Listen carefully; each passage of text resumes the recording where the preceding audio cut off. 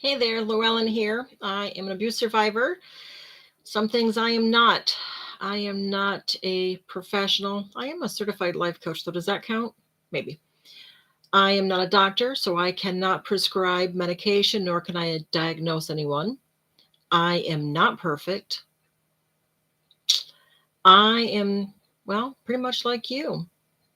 As an abuse survivor, I've dealt with all sorts of different abuse, from physical to sexual to financial to mental and verbal and emotional, spiritual abuse, all the above. I want to talk to you about mental health challenges. And I say challenges because we already have issues. We don't need any more. So I call them MHCs, or mental health challenges. Tonight, I want to talk about ANTS, ANTS.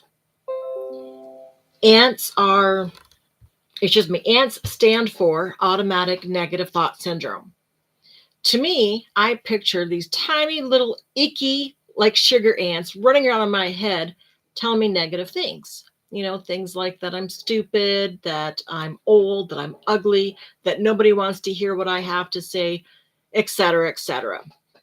Yours might be a little bit different, but I'm pretty sure you get the idea. These ants tell lies in our heads. They lie. And because they lie, it makes it easy for us to believe. Now, in my previous books, especially The Right Step, WRITE, so it's the tiny step to success, The Right Step, talks about journaling, talks about ants in there. The chapter on ants tells you that if you look at something, let me see, where's my books? So if you're looking at something, your eyes will see it, and 9 times out of 10, they'll believe it. It's just like if you tell a child, oh, you're so pretty. Oh, look at how smart you are. You keep saying those over and over and over, they will believe you. You tell them over and over and over that there's an Easter bunny, that there's Santa Claus. Guess what? They will believe you. Then again, just the opposite. If you tell them that they're stupid, that they're ugly, why can't you be like so-and-so? Why are you so dumb? Why can't you be smart? Why can't you get better grades? Guess what? They'll believe that. So we need to be positive with our children, not negative. And 2 kids cannot be the same. I have 3 children. They're all, of course, grown adults and children of their own by now. But each child is different. My oldest one was like a straight A student. My 2 younger ones, oh my stars, to get them to do homework was a chore in itself. Sometimes I felt like pulling my own teeth out, pulling my own hair out just to get them to do it. One wouldn't do it. One would do it. The one that would do it wouldn't turn it in. It's like, what's the point? So I can't compare the children. Just like you and I can't be compared. Because my story is my story and your story is your story. No better, no worse. It just is. You may not have been able to walk in my shoes any more than I may have been able to walk in your shoes. So please keep that in mind. So I want to talk about ants, journaling, and thinking outside the box. And I have a good friend to thank for that. She had called me the other day, FaceTime me on Facebook, and she was really sad. And she says to me, I don't know what to do. Where she's at, there was so much snow and ice that she couldn't leave the house. She had her cats for company. She doesn't have children. She doesn't have a spouse, no significant other, just her in that, I'll say 4 walls, but we all know that, apartments are a little bit bigger. But you get the general idea. And she says, I don't know what to do. Now, me, I was foolish, and when the ban came out, I deleted TikTok from my phone. I didn't delete my account. I just deleted the app. I can't get it back. But she still has it. And so what I told her to do was to get on TikTok, go live, draw, color, paint, do something, wait for people to come in and start talking to people. Because sometimes we just need to talk to someone. Sometimes we just need someone to be there. Maybe I need someone to sit with you, or not me, but maybe she needs someone to sit with her as she's writing her poems or she's writing her book. Not to really say anything, but just to sit. So this is where the thinking outside the box comes in. But first, let me backtrack and talk to you about ants. So I have my pen. I have my little journal notebook, right? So what I had done is I wrote today's date, I wrote the word ants, and I wrote the word truth. So what I'm going to do is I'm going to tell you a few of mine, like I mentioned before, like no one wants to hear your story. All right, so there it is. No one wants to hear your story. These are little ants that are in my head. Now, the truth of that is people, what's the word I'm looking for? So when you tell your story, people, that's the word, relate more with my story. Okay, so there it is. So no one wants to hear, and then people relate more. So what I'm going to do now is I'm going to put a line across the ant one. See it? So what that tells me now is that in my head, I'm picturing me stepping on that ant and saying, that's not true. Because my story someone else might relate to it. They might say, oh, my stars, I had something similar happen to me, or something similar happened to my sister, my brother, my mother, whatever, right? I understand a little more now. So now I have the truth, right? And the truth is that people would relate more with my story, depending on, of course, of who heard it. Now, my husband, my current husband's out there in the living room. He wouldn't relate to any of my stories because he's never been abused. He's never been bullied. He's never had the mental health challenges, nothing. So for him, he's learning with me.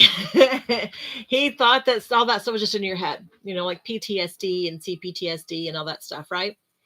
And I have CPTSD, I have PTSD, I have depression, I have anxiety, and it's not fun.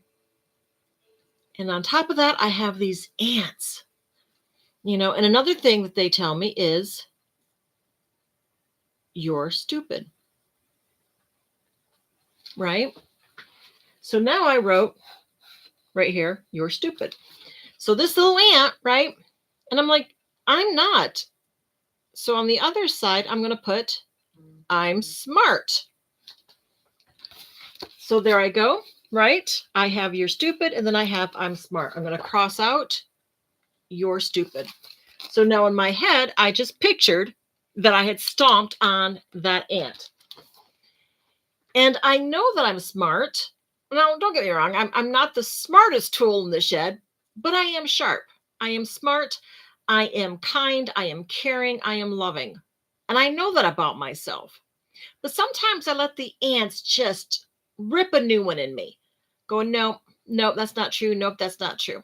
So this is why it's very important for you to journal. Get the ants out of your head. Write down the list of all the negatives that they're telling you. Go over on the right side where truth is and write all the truth part of it. Go over very gently, cross out those, and pretend like you're stomping. Get that foot in there and stomp those little sugar ants that are lying to you. It doesn't work for everyone. I need to get back into doing this. I really do. And some people do videos. That's what TikTok was for, Clapper, whatever other form of social media they use. That's great. At least you'll have that. My suggestion is you make sure you date what that date is that you did the video, so that way you can go back and look at them. Just like journaling, right? If you write journal, you want to put the date right up on top. This is today's date. This is how I feel. Now, another thing that I teach about journaling is in the morning when you first wake up, you want to put the date. Today's date is, right? So today's February 7th. So I put 2/7/2020. 25. Can you believe it's 25? Then underneath that, and this is very simple when you first wake up, you want to write 3 things that you want to accomplish. Now I'm just abbreviating, so I just put 3 accomplish, right? So what are some things you want to accomplish? Now, and here's the thing, every single day they have to be different. So for an example on this one, I'm going to say maybe take a shower. Maybe it's just getting out of bed. Or maybe it's making the bed. Maybe that day you don't even want to get dressed. Maybe it's getting dressed. Maybe it's doing laundry. Whatever 3 things that you want to accomplish, just 3, right? You write those down. I've got 3 things. Then underneath that, you're going to put 3 things that you are grateful for. What are you grateful for? Right? What are 3 things you can think of in the morning? Again, I just put 3 grateful. So, and every single day, you have to do these different. They can't be the same thing. The day before yesterday has to be different than the next day. You can't make them the same. So, for instance, I'm grateful I have a roof over my head, that I have food, and in this case, that I have my husband, right? Maybe another day is I have my animals, my cats, my dogs. Maybe it's I have heat, whatever else it is. So those are the 3 things, right? So 3 accomplishments, 3 things that I'm grateful for. Then you get up during the day, you do your day. And if you want to journal during the day, by all means, journal through the day. That's fine. That's great. At the night, when you're getting ready for bed, right? You got your pajamas on, you're laying in bed. I want you to find 3 positive things that have happened all day, right? So you have the 3 accomplishments that you want to do. And if you did them, mark them off. If you didn't, try again another day. 3 gratefuls for the same day. And now we're going to do 3 positives. So what 3 positive happened to me today? And you want to do this just before you go to sleep at night. So 3 positives today. I got to take a nap. Oh, my stars, that was awesome. I got to go to our country store for dinner. That was nice. And the third is you. So I'm going to put YouTube. And then normally I'd be in bed sleeping. So there's my 3 positives. And the reason I want you to do the 3 positives at night is so that way you'll have, hopefully, better dreams going to sleep, easier to go to sleep, because now you're focused on the positives. Maybe you have more than 3. Maybe you have less than 3. But try to find 3. And maybe a positive is one of the things that you accomplished, right? So if you have the ANTS, I strongly suggest you journal. Now, get the journaling out of the way. Now let's talk about thinking outside the box. So I mentioned earlier that with my mental health challenge, one of them is depression and anxiety. I'm taking medicine for that. Does it always help? But one of the things that you can do to think outside the box, and I mentioned it earlier, was some social media. Go live. Maybe you want to, I don't know, play with dolls. La, la, la. Hey, how are you? Oh, I'm good. I don't know. Use it as an example, right? And maybe you just want to sit there and just fiddle until people come on. Hey, what are you doing? Oh, nothing. I'm just, playing with my little octopus. Maybe you're an artist. Maybe you want to draw. Maybe sit outside and draw or color or whatever. Find a beautiful, wonderful hobby that you wish you could do again and start doing it. Now, 9 times out of 10, hobbies don't cost anything, whether it's just coloring, writing poetry, or sitting outside, getting some natural vitamin D and enjoying the day.